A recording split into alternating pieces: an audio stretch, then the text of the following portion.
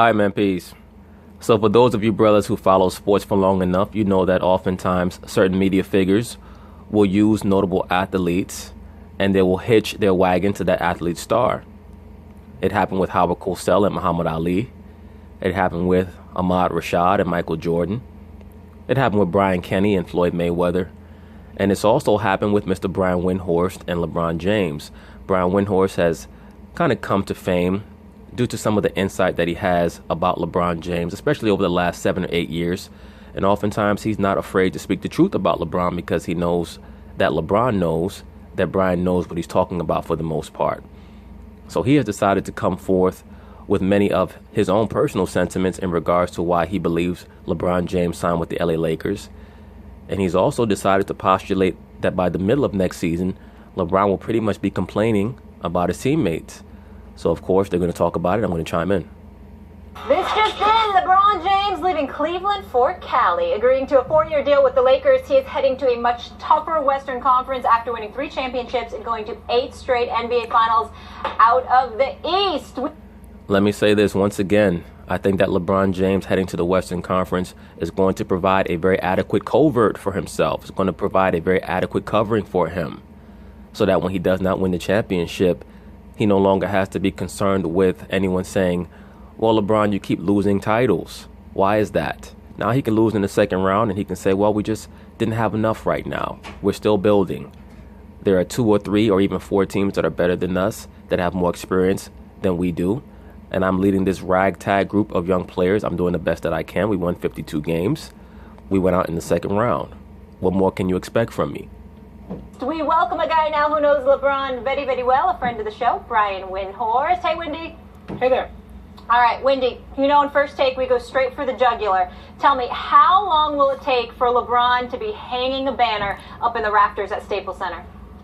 He may never hang a banner in Staples Center, Miss Molly Karam. He's going to need someone that's going to come and play with him, that actually can play with him. And in regards to his overall career, I think that it's pretty much been shown that the only people who can play with him are other players that understand his psyche, that being Mr. Dwayne Wade. And due to the fact that LeBron was in Dwayne Wade's territory and acted as a psychiatrist, a psychotherapist, a handler per se, was able to alleviate a lot of LeBron's stress. Once again, let's be very clear. LeBron's tenure with Kyrie was fraught with tumult, predominantly due to the fact that Kyrie never wanted to play with him in the first place. That relationship was never going to last. LeBron James is someone who thrives in chaotic environments. Kyrie does not seem to be one of those people. Kyrie is someone who likes placidity, mostly because it's very obvious that he was raised in a home that was dominated by male energy. LeBron is the opposite. He was raised in a home dominated by female energy. But I'm not quite sure who is it that the Lakers are going to be able to get who will be able to play alongside LeBron. If the media reports are true, Kawhi Leonard does not want to play alongside him.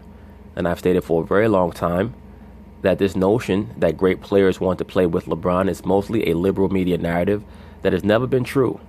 It's never been true. Because when you watch LeBron James play and you're a great player, the average fan watches LeBron play and says, oh, wow, look at how he stuffs the stat sheet. He does everything. He's big, he's strong, he's fast. But LeBron's contemporaries watch him play and they say, yes, he's a great talent, but he does not really know how to use or properly utilize other great talent when it's around him. You have to marginalize yourself so that LeBron James can be glorified. And great players are not going to want to do that at this stage in LeBron's career. He's going on 34 years old. He does not play defense.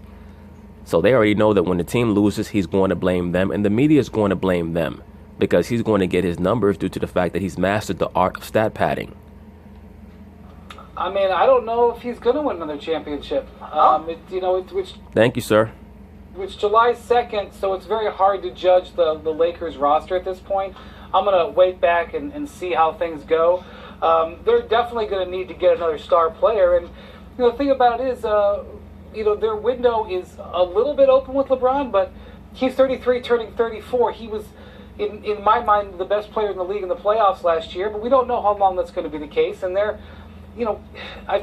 he was the best player in the league in the playoffs going against the Eastern Conference with no other transcendent players. There are really two other transcendent players in the Eastern Conference. LeBron faced neither one of them last season in the playoffs, those being Kyrie Irving and Giannis Antetokounmpo. Very fortunately for him, he was able to avoid both of those players. Now, I think that had Cleveland played Milwaukee, that they would have been able to defeat Milwaukee. And also, let me throw in Joel Embiid. He's another transcendent player in the East that I think that Cleveland was very lucky to avoid, because I think that the Philadelphia 76ers matched up very well with the Cleveland Cavaliers, and they most likely would have been able to defeat them. The playoffs oftentimes is about matchups. The Boston Celtics, unfortunately for them, they were too undermanned. Talking to some GMs over the last 24 hours, and, you know, they're a playoff team, but they're probably not a top 4 team. I think in a playoff series, because you have LeBron, you definitely have the capability to beat a lot of those teams, but the Lakers really are sort of in a big pack right now, and if they were to have an injury or something, they aren't a guarantee to make the playoffs. So I'm going to just wait and see what they do with their roster. They've still got time here. But Brian Windhorst, they're going to make the playoffs. They're going to make the playoffs, man. I think that the Lakers will most likely be anywhere from a 5 or 6 seed, maybe a 4 seed, if they can really gel by the middle of the season. And they're going to scare a lot of teams, especially in those first 2 rounds. But if they don't acquire Kawhi Leonard and they go with what they have, it's LeBron and a bunch of younger guys, but it's not a great team at this point. If you're Golden State and you see LeBron James in the second round, you're licking your chops, though. You're saying, we get a chance to slap this dude around again. Brian, I would never insult LeBron by claiming he's not trying to win per se. But I will ask this question. What's the priority in LeBron's life right now? Is it trying to help revitalize the Los Angeles Lakers and to return them to their championship glory? Or was this a quality of life decision that just involved him and obviously the swan song years kicking in, himself, his family just being comfortable, whatever the case may be? How much of a role did that play in this decision in comparison to him trying to find another landing spot to position himself for championships down the road?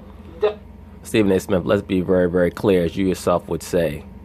LeBron is not as concerned with winning championships as some of his more ardent protectors, his more ardent supporters would have you believe that he is or should be. Because if he was truly concerned with winning championships, he would have tried to force Boston to orchestrate a trade for Kawhi Leonard. They have far more pieces to do so than the LA Lakers. This was a quality of life decision.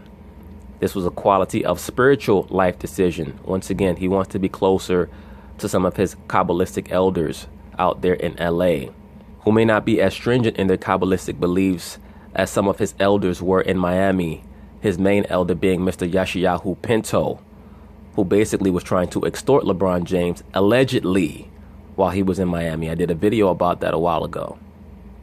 Definitely. I think that definitely completely played a role. His family, his wife, wanting to raise his 3 children here. The thing I'll say is there wasn't a great basketball option for LeBron where he could say, I'm going to go here and I'm going to be comfortable and I'm going to have a chance to compete, to beat the Warriors next year. Some people... That's not quite true, Mr. Brian Windhorst. There was not a spot for LeBron James to relocate to and give him a proper chance to win a championship that was going to allow him to run the LeBron James system. But if he was truly concerned with signing with a team that was going to give him a chance to beat the Warriors, he would have signed with the San Antonio Spurs. That's what he would have done. Or he would have considered saying, as I was stating earlier, trying to speak with Danny Ainge and getting him to orchestrate a trade to bring in Kawhi Leonard, get rid of Kyrie and Jaylen Brown, their first-round draft pick, and they would have been the odds-on favorite, not just to get out of the East, but to win the championship. I have no doubt in my mind. You put LeBron James on that Boston Celtics team with Kawhi Leonard and all the other ancillary pieces with Brad Stevens as coach, they would have been the favorites to defeat the Golden State Warriors in the finals next season. Some people felt that was Philly. But as we already know, Boston is not going to let him run the LeBron James system. He already knows that. So he's not going to contact them, at least not in a serious way. I didn't see the fit in Philly the way Philly is currently designed. I think they would have a definite chance to be better, but if he had gone to Philly, it would have made some more sense. But this move I think Stephen A., as you know very well, over the last 3 years since LeBron went to Cleveland, he has done nothing but invest in opportunities out here in LA. He's got a production company. They have like a dozen shows, documentaries, reality shows in various stages. He's got his uninterrupted social media platform that's based here in Hollywood. His agent has a house here. His business manager has a house here. He's got 2 houses here. These are all things that have happened in the last 3 and 4 years. He's been putting down roots to come to Los Angeles someday. And I think that what he looked out there and saw was, hey, look, there's not a perfect situation for basketball for me. So let's try to take something that mixes family and business and has the opportunity down the line to be good in basketball, even if it's not great today. I agree with you, sir. I basically agree with you in regards to why he decided to head out to L.A. And let me also say about the Philadelphia 76ers situation, he was never going to adequately fit there because we all know that he needs to dominate the basketball. We know that already.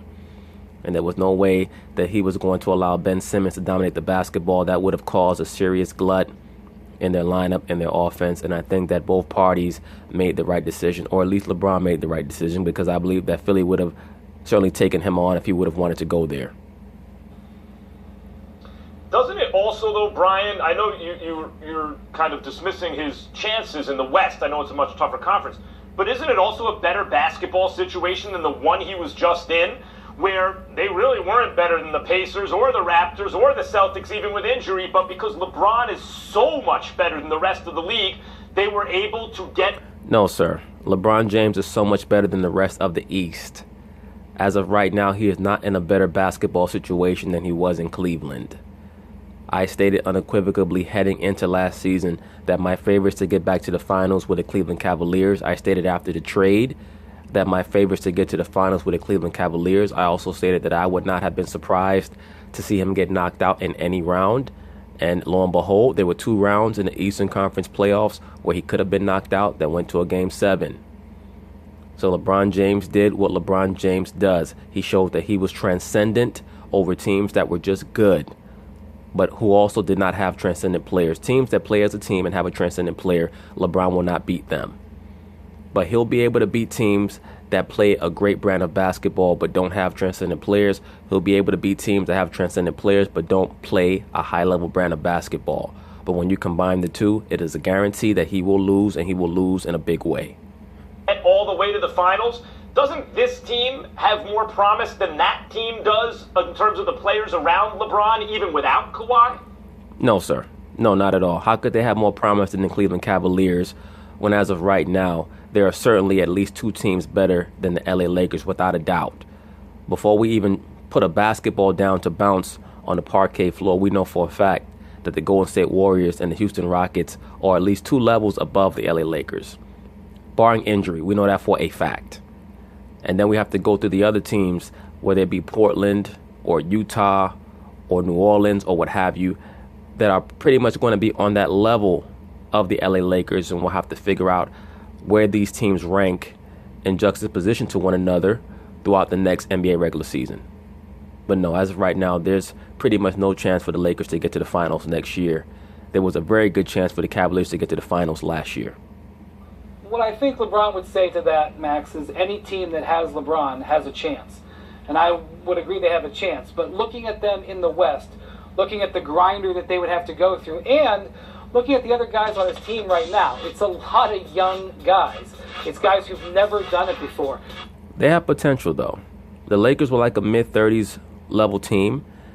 They have nice young talent, but they just don't have the experience. And it's going to take them a while to get accustomed to playing with LeBron James, because they're going to see right away how he plays and how much it's going to marginalize their overall abilities. The majority of this team doesn't have significant playoff experience or any playoff experience.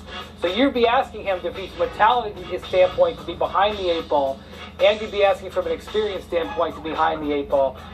Long story short, the Lakers are going to have to get a lot better before they are a serious contender of any nature. And what I'd like to know is, when we get to January or February, where this team might be in 6th or 7th place and LeBron is frustrated, is he going to feel good about the decision as he did maybe yesterday? Ding. Great point, Mr. Brown Windhorse. It's going to be very fun following this LA Lakers team. They might as well be a television show, because with LeBron James, Rajon Rondo, Lonzo Ball and his dad, Lance Stevenson, they're going to be the most fun team to follow next NBA season. They're not going to be the best team, but they're going to be the most fun team to follow. There's no doubt about that. They should have a reality show. By the way, Brian, guys, I just want to add, explain one sec, Max, before you get in. I just saw Adrian Wojnarowski tweeted, you spoke about the Lakers getting better, that the Lakers have renounced Julius Randle, making him an unrestricted free agent, telling ESPN that. I just wanted to add that in. Go ahead, Max. Yeah, no, Randle, Randle, I thought had very limited value, and if he had real value, they may, obviously they're showing you the kind of value they think he has, and they... Well, not quite. Julius Randle has a lot of value depending on the system that he plays in, because he strikes me as a player who can do a lot more than what he's been allowed to do thus far. He's someone who's finally committed himself to getting into an elite level of condition, and it showed last year with the type of defense that he played, with the heart that he showed, how he rebounded, and how he fought. So the Lakers are going to miss him, but you can't have a player like him playing with LeBron because he's going to clog the lane up. That's why they let him go, because they are going to embrace the LeBron James system. So Laker fans, get used to it. They can see him up close better than anyone else. Go ahead. Sorry, Molly. No, that was it. The one thing I wanted to ask you, Wendy, though, a lot of people felt like LeBron played the best basketball of his career this year. He's third. Well, he played the best offensive and the most proficient offensive basketball of his career, according to this style of play in today's NBA. That's what he did. But the best LeBron James ever was the 2012-2013 LeBron James, who was the MVP, should have been the unanimous MVP, and quite frankly, most likely should have been the Defensive Player of the Year that year as well. He would have been the first player to do so since, I believe, Hakeem Olajuwon in '94. I believe that it's been Michael Jordan, Hakeem Olajuwon, and should have been LeBron James, who were the MVP of the regular season, as well as should have been Defensive Player of the Year. 33, turning 34. Obviously, he signed a 4-year deal. But how much longer do you think he can even play at this level? Yeah, nobody knows the answer, Molly. He's been incredibly able to avoid injury. It depends on how long the NBA decides to not test for certain performance-enhancing drugs, allegedly. Maybe 2 years, maybe 1 year, maybe 4 years. I don't know. I would say this, though, if I were the Lakers, I do think they have to pay attention to LeBron's window here. Now look at this at the bottom on Twitter. Christine Teigen, who's the wife of John Legend, she says, at King James, welcome to LA. Friday is Sunset Rosé, laser facials on Monday. The rest of the week is running into people you don't like at Soho House. No, the rest of the week is you trying to hit on him and give him some of your scraggly cooch. Allegedly. That's what the rest of the week is. That's why you're trying to shout him out on Twitter. They've been afforded the luxury of not having to worry about his free agency. That's not something the Cavs have been able to do very often. They've always had to worry about his free agency. So the Lakers don't have to make short-term moves, and that's a great position to be in. But the pressure that they have is the clock, because LeBron is great, and you want to take advantage of his window. And so. Oh, and let me not forget, the Lakers also signed JaVale McGee as well. Yeah, that's going to be a real shit show out there with the Lakers, man. You Laker fans, y'all going to be mad as hell by the middle of the season. You're going to be like, Kobe would never do this to us. And so that's one of the things that they've got to weigh as they consider Kawhi Leonard. Do they feel like they have to make hay with these first couple years of this deal, because maybe in the back end of it he won't. A lot of these Laker Kobe Bryant fanboys, they just sit up in their room eating Haagen-Dazs vanilla ice cream straight out the bowl with a Kobe Bryant jersey on and nothing else on, not even no drawers on, just watching Kobe Bryant's alley-oop to Shaq against the Portland Trail Blazers in Game 7 on a loop. Like, oh, whatever happened to those days? He won't be able to carry the same load that you're going to ask him to do. So these are all things that we're going to have to see. This is all brand new for the Lakers. But as we sit here and look at this roster right now, it's a good team because it has LeBron. It is not a great team, and I think that's just a fair way of saying it. Arnold Schwarzenegger said, welcome, King James, with his old racist ass. Go look up some of the reports that Arnold Schwarzenegger's fellow bodybuilders used to say about him during his Mr. Olympia days. When the man lied. I remember he was on the Arsenio Hall show and he lied and he said his last name means black plowman. No, Arnold Schwarzenegger's last name means black nigger. That's what the name means, literally. Okay? But his father was a Nazi, so he's embarrassed to acknowledge what his last name actually means. Why is that? Because he most likely has a lineage from the original blacks who inhabited Germany. But that's neither here nor there. You can look at Arnold Schwarzenegger's face and see that he has certain black lineage. The man even got a damn gap in his front teeth.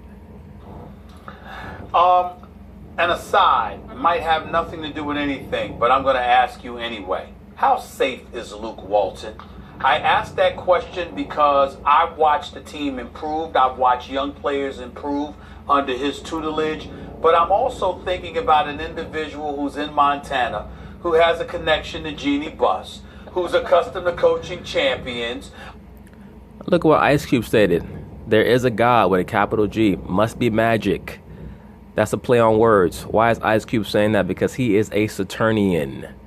That group NWA was a Saturnian group, but that's another video for another day. That's why Ice Cube gets so many opportunities in Hollywood. He is a Saturnian. He's a quote-unquote magician. Who champions like Shaq and others have raved about. Just chilling at home, no longer obligated to running the New York Knicks, Phil Jackson.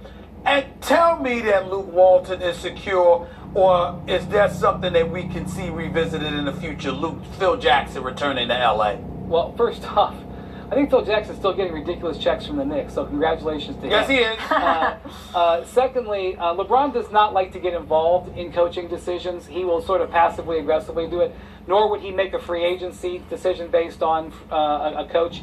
I'm sure he likes Luke, but that's not why he came to Lakers. But when it comes to Phil... He don't give a shit about Luke Walton.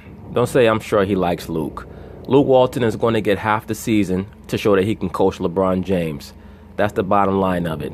As a matter of fact, Magic Johnson and Rob Pelinka are most likely looking through their dossier of available coaches to see who they're going to hire should they have to fire Luke Walton, because I don't think that Magic Johnson ever liked Luke Walton. He was not his hire. Luke Walton came in trying to run the Golden State Warriors offensive system. They don't have long-range shooters.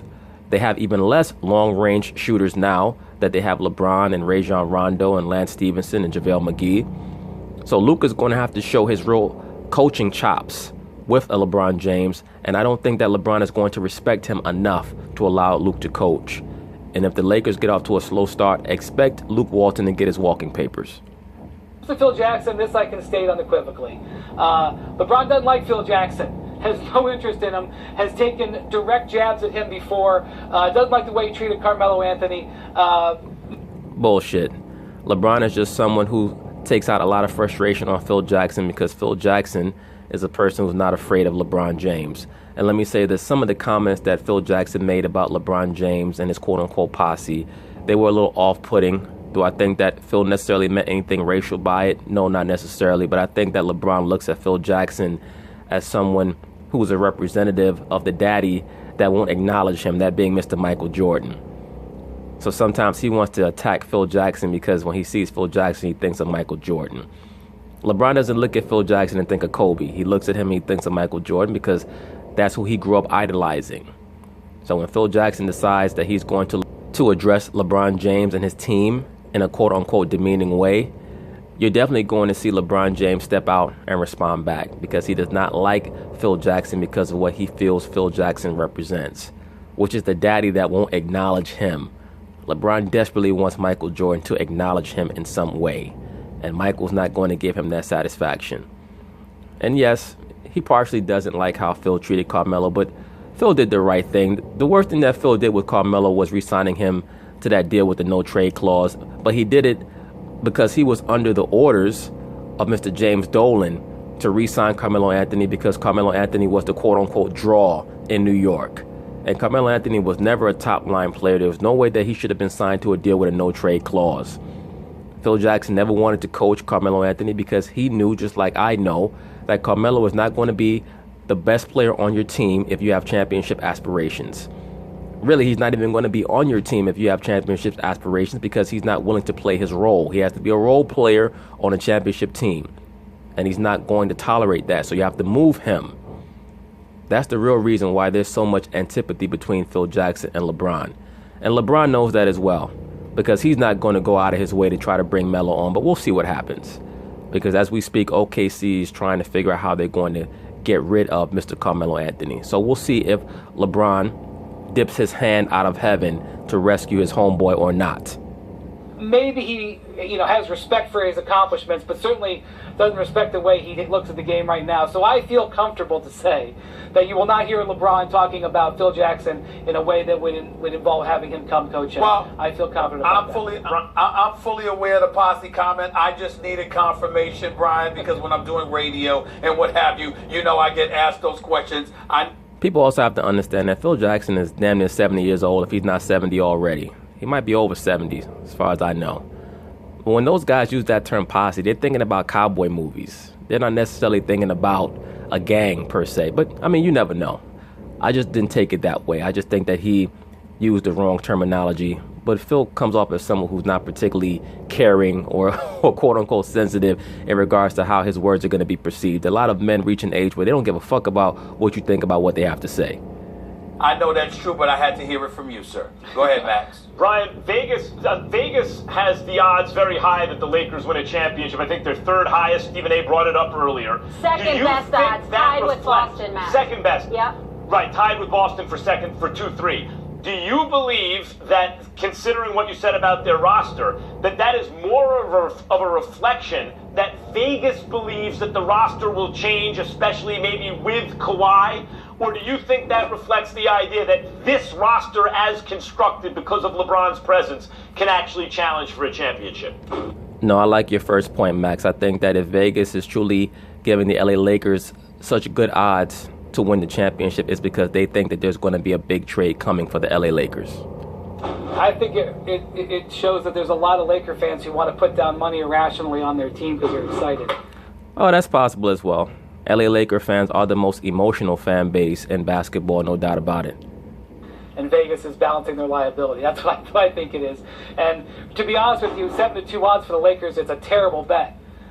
Because you should be getting at least 15 or 20 to 1 with where this team is right now. I wouldn't go anywhere near that bet. I don't think but aside from, you're absolutely right. Vegas is kind of trying to judge the wisdom or foolishness of crowds with their odds. I like limit the liability, all those things.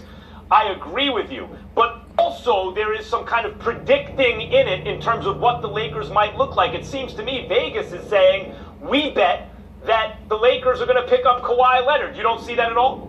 Well, I'm only going to judge what the Lakers have done, and I would say it's July 2nd. Let's wait and see. But as we sit here on July 2nd, they're not better than the Warriors.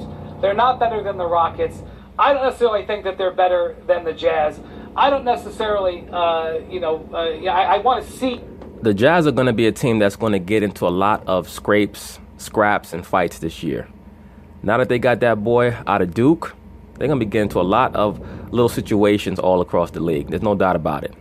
See, some of these other teams. But in my mind, they're 5th or 6th right now in the Western Conference with their talent. Windy, I understand you're not putting all your chips in on the Lakers just yet. You're a smart man. I also want to add that Adrian Wojnarowski also reporting that Rajon Rondo has also agreed to join the Lakers. Adrian Wojnarowski, that man must have naked pics on every GM and every NBA owner and every coach, by the way. Because he gets the scoop on every move, every acquisition that occurs in the NBA in real time. Like, he does not wait for anybody. He's always the first one to have it. So he must have some serious connections or be extorting these dudes. As well, gentlemen. So making moves as we speak. No one will shoot on that team. What are they doing? Go ahead, yeah. Go ahead. What if we... Look at Brian Windhorst. That's how you know he's a LeBron James fanboy. He's frustrated now. What? I will say this. LeBron thinks... This is the first time hearing about this. I'm reacting to this in real time. I love it. Look. Somebody have the defibrillator on deck because whenever something happens bad for LeBron, this guy goes to conniption. LeBron respects the hell out of Rajon Rondo. When LeBron talks about...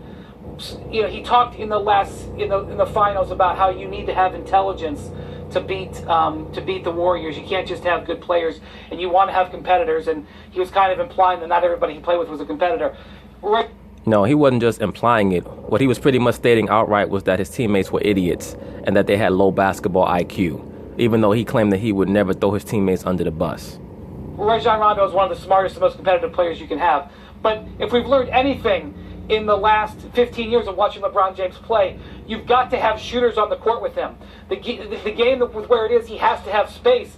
You have to stretch the floor. The best the Cavs ever were was when he had 4 shooters on the court with them. The Miami Heat pioneered small ball in ways that with Chris Bosh moving out, they've signed. Not quite. When we talk about the pioneers of small ball on a championship level, we have to go back to the bad boy Pistons.